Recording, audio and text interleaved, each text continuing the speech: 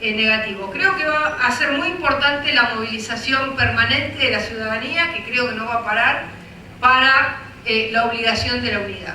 Así que yo veo un camino menos negativo de lo que veía hace un tiempo, ¿no? Si veo un camino un poco más positivo y un acercamiento a la realidad de parte de sectores que hasta ahora ponían la ideología por encima del riesgo democrático.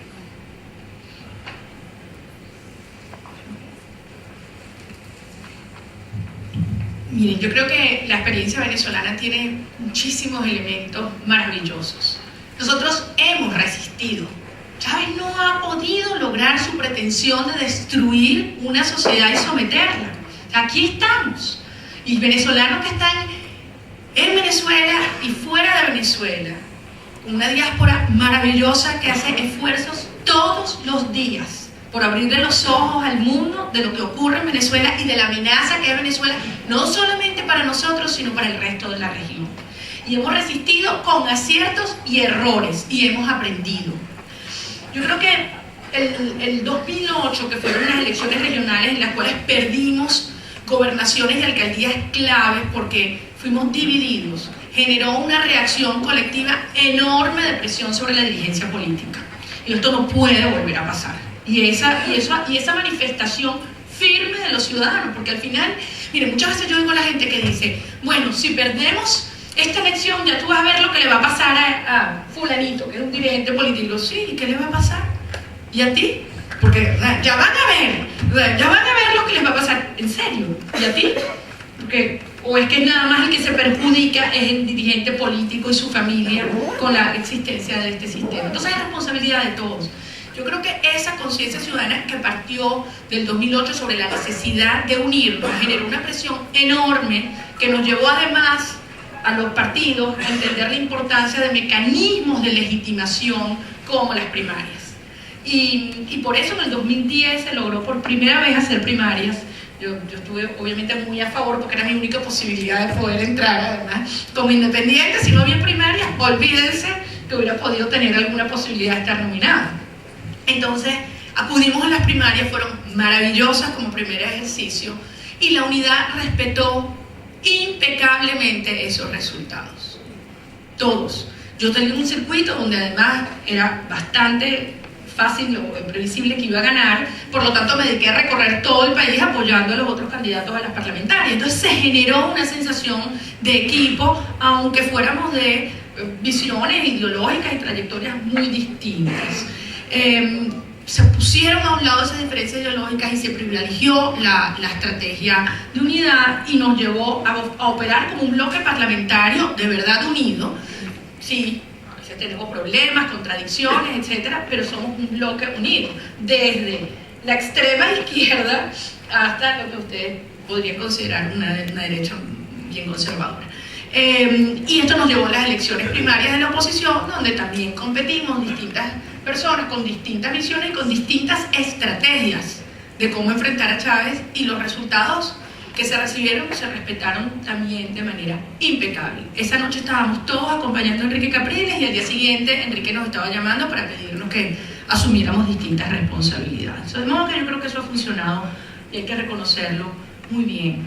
En términos de qué cosas pudimos hacer distinto o se debieron corregir, en mi opinión, yo creo que la estrategia de cara al proceso electoral en cuanto a no alertar acerca de los vicios del proceso es un error. Allí yo tuve una posición muy firme y muy distinta en las primarias, pero ganó Enrique y por lo tanto, bueno, había que aceptar la estrategia que él planteara, y pasé estos meses, pues bueno, sin decir públicamente lo que yo considero que había que decir, y era alertar y ir con un espíritu de lucha muy consciente de dónde están las fallas en el problema, porque si no se alerta antes, una vez que ocurre la elección, ya es muy tarde. Y esa creencia de que si se alerta sobre los problemas, la gente no va a participar, es decir, se aumenta la abstención, empíricamente no hay nada que la demuestre, todo lo contrario. Además, la gente más humilde, en los sectores más rurales, son los que tienen más claro, porque así lo padecen, los atropellos del proceso electoral. Entonces no hay que decir como quien tiene una enfermedad y entonces dice, bueno, no, yo me voy a curar, no me digan, no, te va al médico, usted ve cuál es su diagnóstico, entiende cuál es el problema y así lo puede atacar. Y yo creo que eso fue un error. Lo segundo, yo creo que debemos plantearnos una unidad mucho más amplia, de incorporar otros sectores, insisto, sectores sociales, sectores económicos, que son parte crucial de la tarea que tenemos por delante. Yo diría 5 breves comentarios con relación a Argentina y lecciones que yo siento que se extraen de esta experiencia directamente. La primera es, no podemos subestimar lo que estos regímenes son capaces de hacer.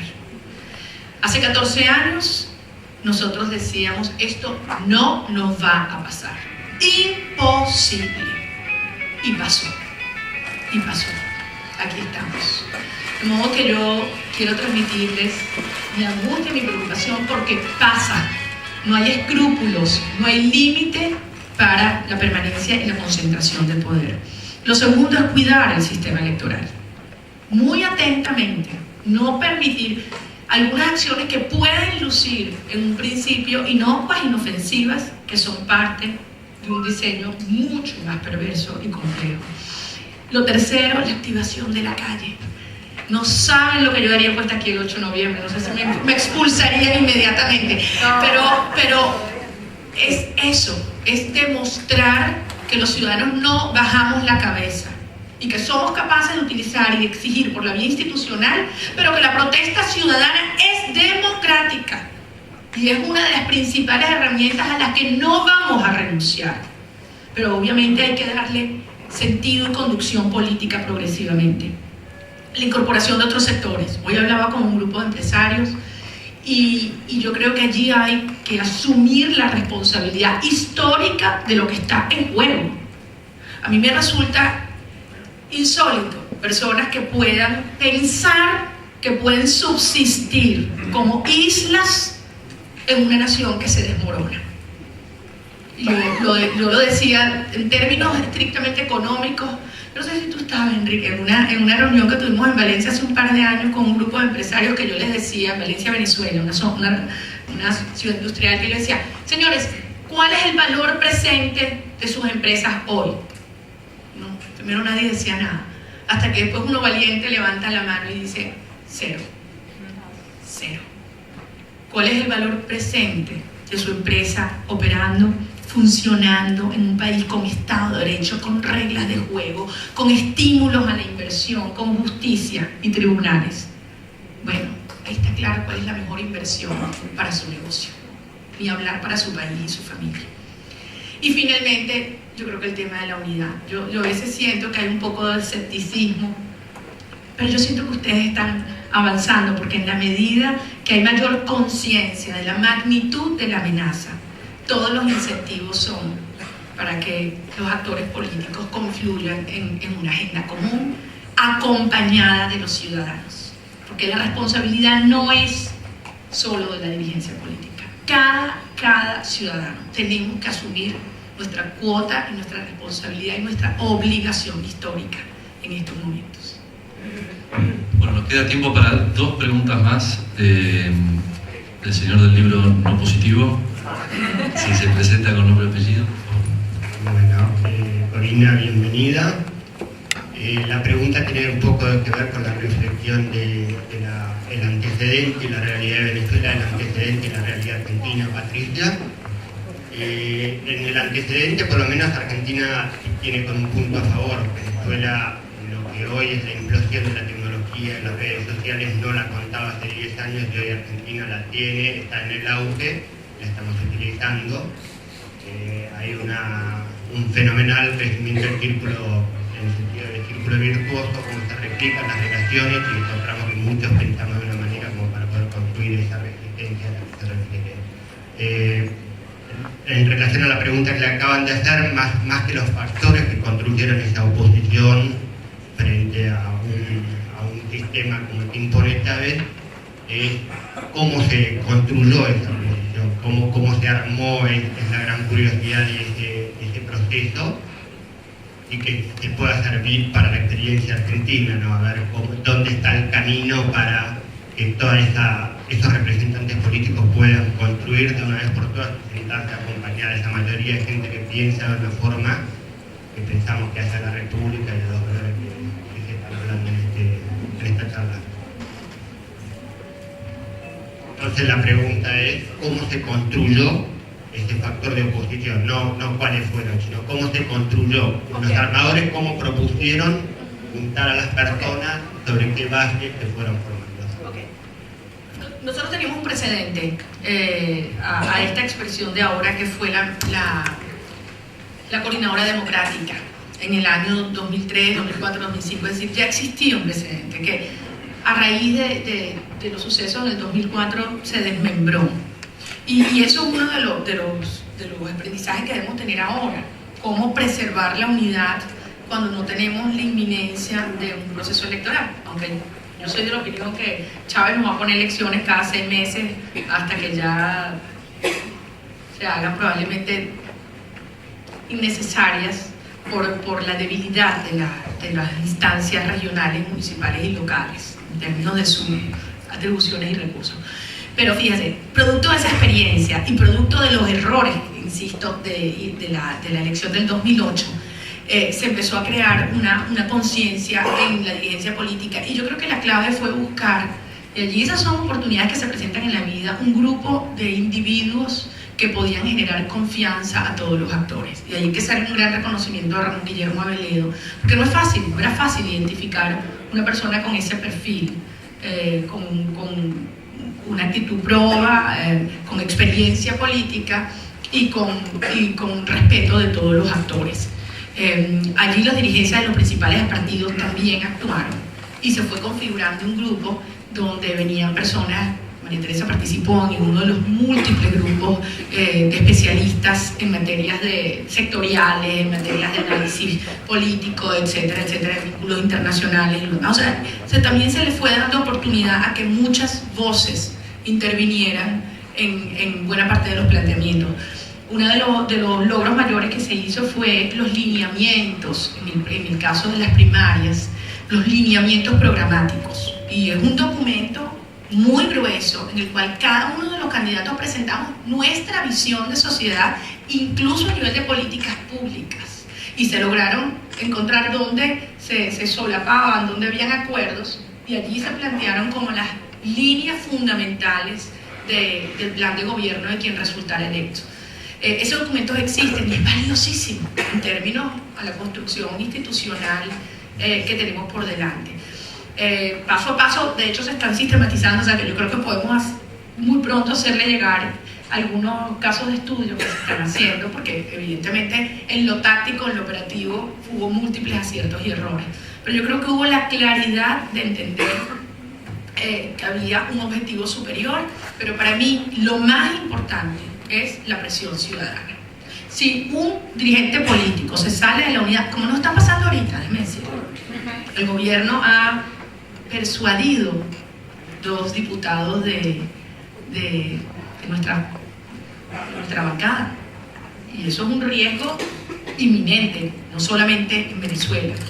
Y la reacción de la gente es virulenta, es decir, esas personas no van a poder volver nunca a ser dirigentes de oposición, bueno, no nunca, pero al menos no en el corto plazo, digamos, porque la reacción de los ciudadanos es severa ante quien rompa la unidad. Entonces yo creo que allí eso es un elemento indispensable, fundamental. Buenas noches, mi nombre es Patricia Vázquez, y después de escuchar la descripción que ambas hicieron de una paralela y muy interesante, en realidad después de escuchar a María Corina es como ver una película ya, digamos, algunos sentimos desde la Argentina, después de haber participado activamente en nuestro pensamiento con los mismos ideales y principios, lo que ocurría en las elecciones en Venezuela frente a este régimen tan parecido. La verdad que ver como el final de una película que a veces sospechamos que va a ocurrir acá. En realidad la pregunta que quería hacerle muy puntual es desde ustedes, porque nosotros como argentinos y los que compartimos los principios que ustedes comulgan, Evidentemente, bregábamos porque esto no se mantuviera y ustedes ganaran las elecciones en Venezuela. Definitivamente el régimen chavista se parece mucho al kirchnerismo. Y no podemos cambiar el final de esa película. Y tenemos dos oportunidades muy concretas para cambiar el final de esa película, una es en 2013 y otra es en 2015. En consecuencia, si nosotros estamos viendo la proyección, si estamos viendo esa proyección, estamos en condiciones, porque la unidad venezolana fue muy buena, salvo que no ganaron las elecciones. Entonces, el gran desafío es que nosotros tenemos que dar un paso más, que no es solamente plantearse la unidad. En consecuencia, a mí me parece que ahí hay una gran diferencia. ¿Por qué? Porque ahora esa responsabilidad, porque el nivel de irreversibilidad que planteaba María Corina, evidentemente influyó mucho en Venezuela. Entonces, nosotros ahora no podemos llegar a ese nivel de irreversibilidad, porque entonces nos va a pasar lo mismo que les pasó en estas elecciones. En consecuencia, nosotros lo único que quiero decir es que podemos cambiar el final de la película. Lo podemos cambiar y podemos ganar las elecciones. Y ese es nuestro deber en la Argentina y en Latinoamérica.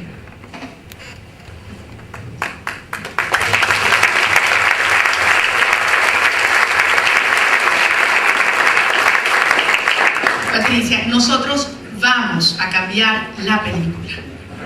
Y allí está.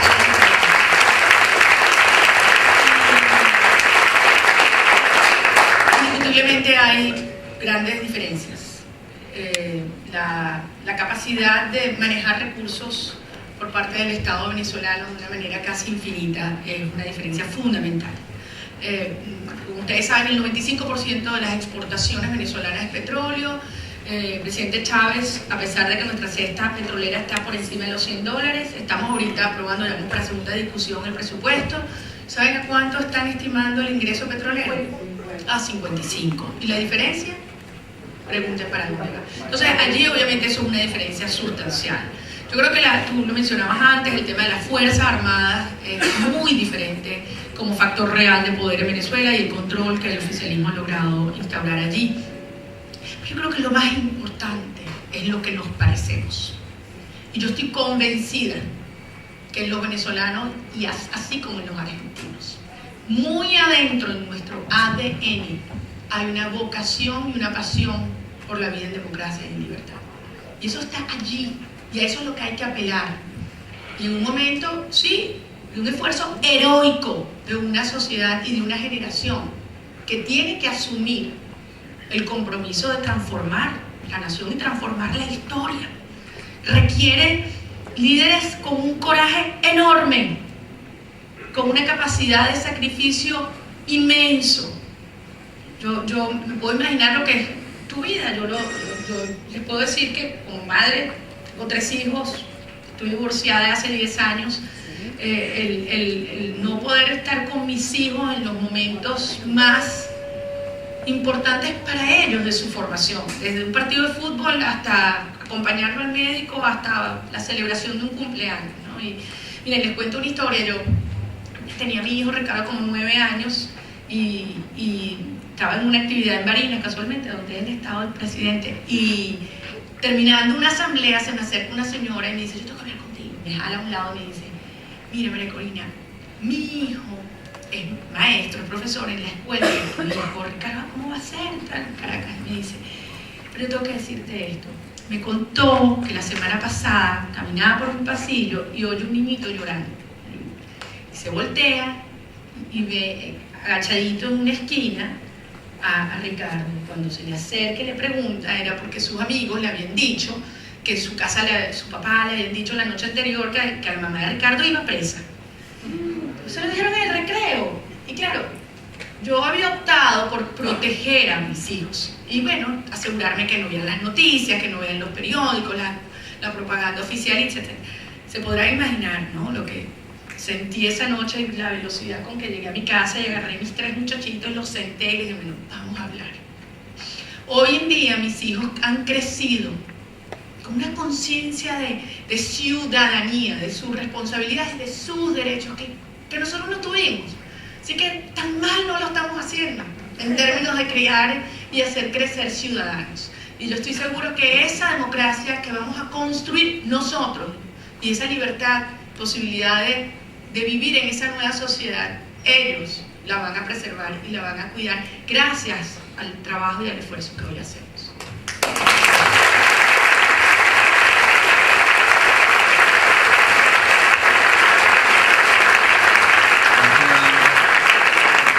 Dos preguntas, una a la derecha, otra ahí arriba, y si queda tiempo, tenemos a la izquierda otra pregunta más. Comenzamos por aquí. Le quería agradecer su presencia en el país. La pregunta que le quería hacer, la pregunta que le quería hacer es muy sencilla y muy corta. De acuerdo al régimen descrito por usted, que es el chavismo, con todas estas características que se han dado en el momento de la elección y que usted ha hecho hincapié con su alocución. Yo le quería preguntar, ¿usted considera que en el caso en que hubiese fallado la alquimia de Chávez y política y que hubiese tenido un revés en las elecciones, que le hubiese entregado el poder a la coalición, a esta coalición tan heterogénea que ustedes habían formado? ¿Usted cree concretamente que Chávez le hubiese entregado el poder haciendo o abonando, digamos, estas elecciones que, como usted dice, ha dado cuando él cree que va a ganar, pero en este caso en que la cosa se pone más peliaguda, hubiese entregado concretamente el poder si hubiese perdido? Por lo menos no por la, digamos, no de buen gusto. Seguramente no de buen gusto. Bueno, hay muchos imponderables que es muy fácil afirmarlos ex post. Yo diría que fundamentalmente eso dependería del liderazgo opositor para hacer valer y respetar la decisión de los ciudadanos. Porque yo estoy segura que los venezolanos estábamos dispuestos a salir y acompañar en las calles y defender por los medios democráticos que conocemos, es decir, con firmeza esa voluntad ciudadana. Creo que las Fuerzas Armadas finalmente habrían hecho respetar los resultados del Consejo Nacional Electoral, porque políticamente el costo internacional hubiese sido demasiado elevado. Probablemente no hubiese sido un proceso sencillo en las primeras etapas, pero estoy segura que con el liderazgo y la firmeza adecuada se hubiese hecho valer esa decisión. Bien, vamos con la última pregunta, acá el señor de camisa blanca. Buenas noches, María Corina. Mi nombre es Javier Padrón. Yo no voy a hacer una pregunta, Santiago, solamente un comentario. Río Caribe. Exactamente. Soy coterráneo tuyo. Tengo 14 años viviendo en Argentina. Quiero comentar esto más que todo para la audiencia, porque cada año viajo a Venezuela y el deterioro que veo de la familia y lo que he visto allá. Tengo mis hijos aquí en Argentina, 2 hijos, uno venezolano y uno argentino. Y lo que quiero explicar, porque hablo día a día con los taxistas, con la gente en la calle, y veo que todavía hay gente que no termina de abrir los ojos pensando que eso solo pasa allá y que eso no va a llegar aquí porque estamos lejos. Y todo lo que han dicho me parece muy interesante, agradezco que estés aquí. Me encanta ver una persona como tú que realmente me representa y que además que eres una flaca bella. Sinceramente.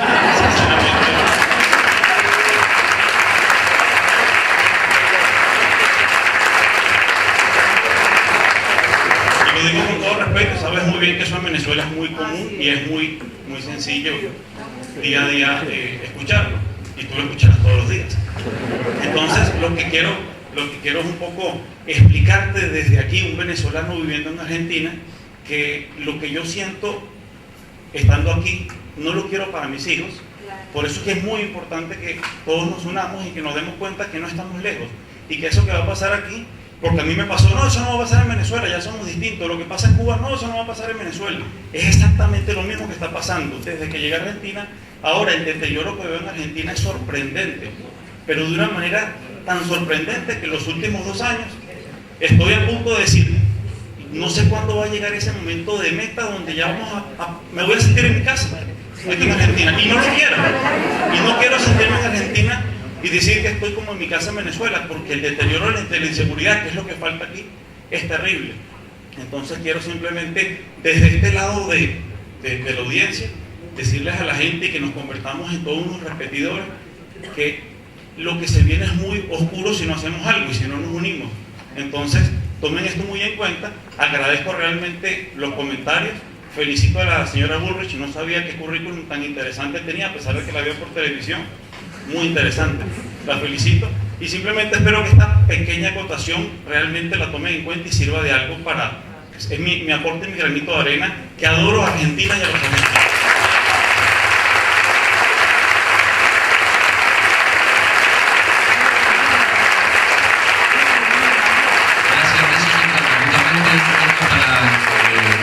Conciencia. Teníamos ahí a la izquierda una pregunta final. Acá había una de hace rato que... Yo estoy acá hace rato.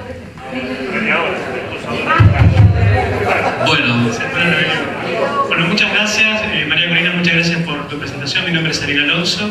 Escuchando un poco el relato de lo que son las expropiaciones y indemnizaciones previas, lo que es el plan sistemático del gobierno para aniquilar lo que es el cuentapropismo, una forma de apoderarse de la libertad individual.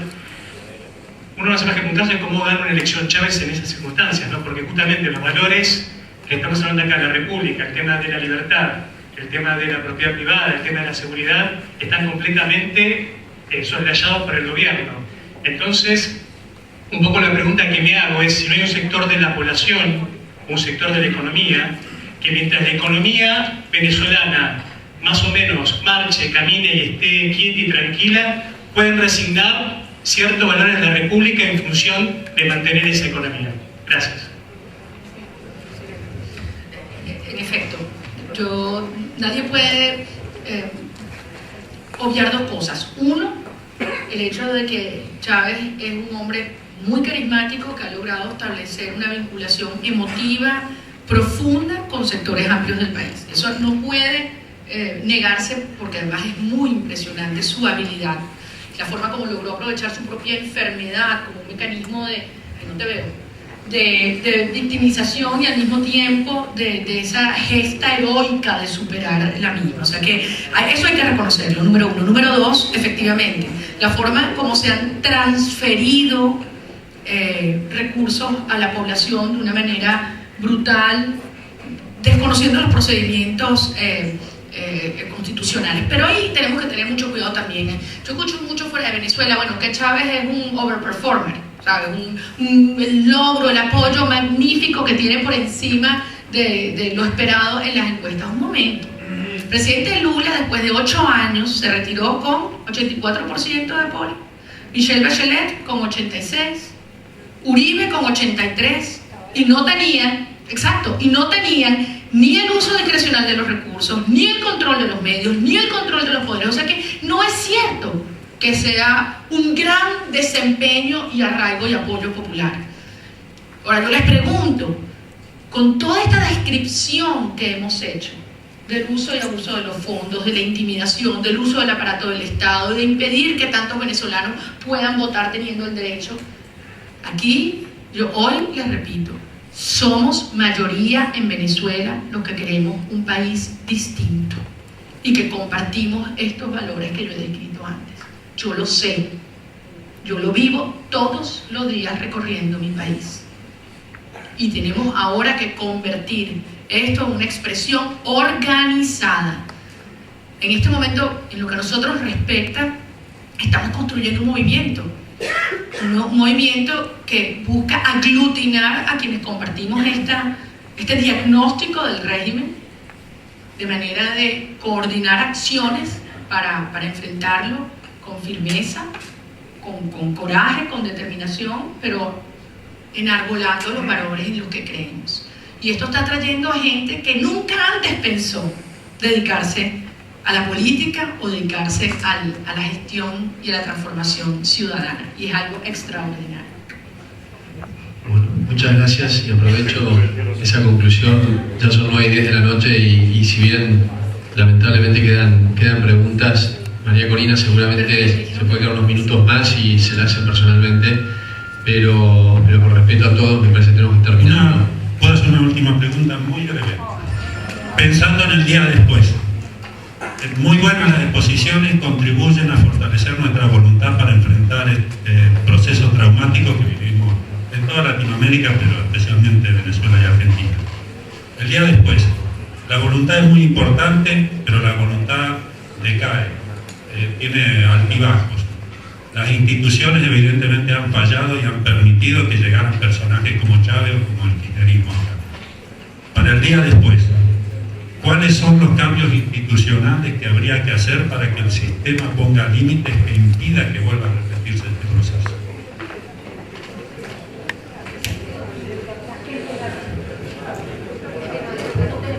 Bueno, es una pregunta muy interesante, pero que nos llevaría a una conferencia entera. Plantear cuáles son los elementos básicos, pero yo te lo quiero sintetizar en una sola expresión. Si se ha concentrado el poder, hay que desconcentrarlo. Si se ha terminado con el federalismo, hay que devolver federalismo. Si se ha generado clientelismo, hay que construir ciudadanía. Si se ha generado dependencia de la justicia, hay que dejar que la justicia trabaje con total y absoluta libertad. Hay que devolverle el poder al ciudadano, hay que devolverle el poder a las instituciones, hay que desconcentrar el poder. Con eso damos los pasos fundamentales del cambio. Con eso damos los pasos fundamentales del cambio. Es una extraordinaria pregunta. Y ese es el gran desafío que nos atormenta además todos los días. Yo agregaría a lo dicho por Patricia una palabra, es confianza. Hay que generar confianza. Estos sistemas destruyen la confianza en las instituciones, en el tejido social, en unos y en otros, y la confianza en nosotros mismos.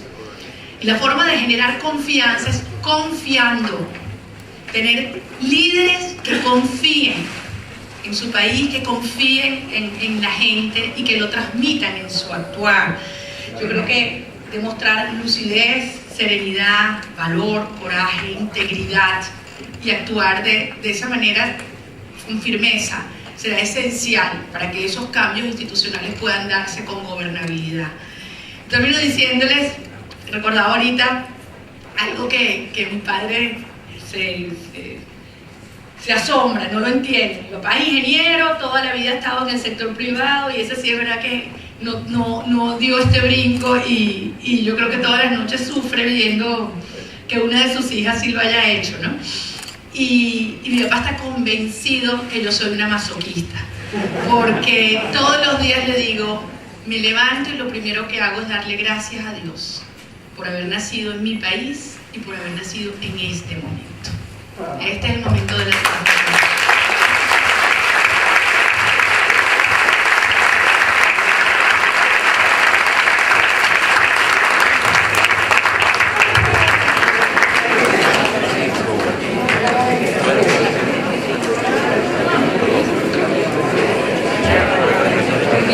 Les agradecemos mucho la participación, haber estado acá, a todos. Vamos a seguir cursándoles invitaciones de este tipo para justamente trabajar en lo que es un lema para nosotros, que es de nosotros depende. Gracias por